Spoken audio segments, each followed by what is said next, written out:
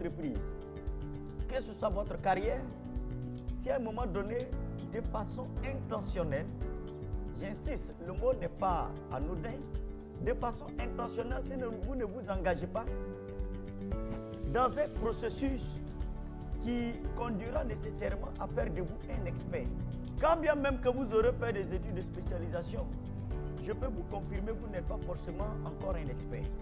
Parce que la réalité du terrain va vous prouver que malgré vos milliers de spécialités que vous avez fait, le terrain souvent peut être tout autre. Ça s'apprend et ça se développe. Parce que l'expertise, c'est un ensemble de domaines dans lesquels et pour lesquels vous êtes devenu un érudit capable de répondre à diverses questions, quand bien même que peut-être vous n'avez pas fait des études spécialisées dans certaines spécialités de ce domaine. Comment développer son expertise donc dans un domaine d'activité? Numéro 1, et je voudrais que vous notiez cela. J'ai résumé cela en disant ceci. Acceptez de travailler dans une entité qui vous permettra d'apprendre les secrets du métier que vous voulez développer plus tard. Peut-être qu'aujourd'hui, tu travailles dans une entreprise donnée. Tu travailles peut-être dans une PME. Vous voyez, et c'est ce que je dis à beaucoup de jeunes qui n'aiment pas souvent travailler dans les PME. Quand ils sortent, ils visent les grands coups.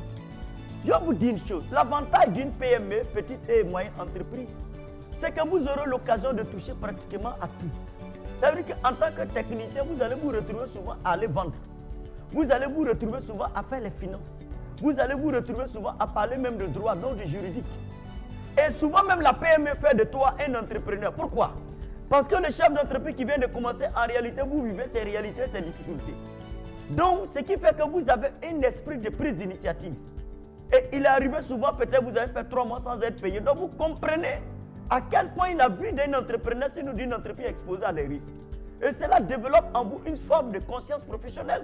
Donc, vous savez qu'une entreprise, une petite erreur, peut détruire une entreprise. Entre recevoir un salaire mensuel et se retrouver à payer d'autres personnes mensuellement, souvent c'est deux réalités complètement et diamétralement opposées. Et j'ai vu beaucoup de personnes comme ça se promener d'entreprise en entreprise. Et finalement, tu les vois, ils ont eu une carrière en dents de scie. Généralement, derrière les crises se trouvent de grandes opportunités. Si tu veux réussir ta vie sur terre, il faut commencer à regarder l'opportunité qui se cache derrière les crises.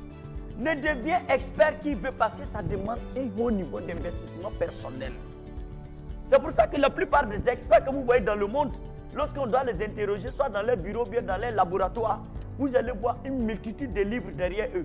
C'est un message qu'ils envoient en fait pour dire que ce ne sont pas des parvenus, ils ont payé un prix pour ça. Le succès requiert une approche. L'expertise, elle est des moyens par lesquels souvent on arrive à se démarquer. Je voudrais que vous réalisiez cela et que vous en preniez conscience.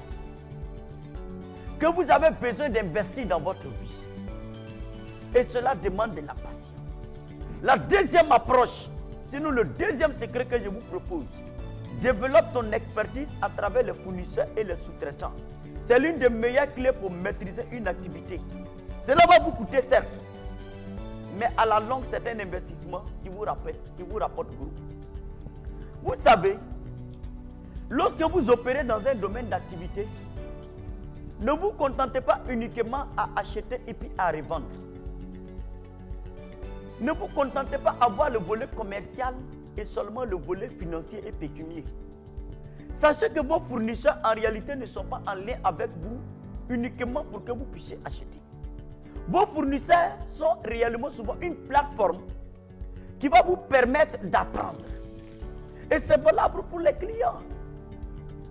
Généralement, lorsque nos clients se plaignent, on se dit, le client il est compliqué. Mais j'ai toujours estimé que derrière les plaintes du client se trouve peut-être une opportunité d'expertise qui se cache. Peut-être que le client est en train d'attirer ton attention sur le fait que peut-être il faut innover dans un domaine peut-être auquel tu n'as pas pensé. Souvent, une écoute attentive et une compréhension de ce que le client est une opportunité pour développer une expertise. Et que le fournisseur également en est une autre.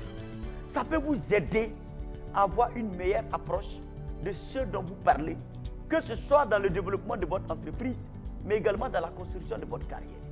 Alors mes chers leaders, si tu as apprécié la session de ce jour, laisse un commentaire.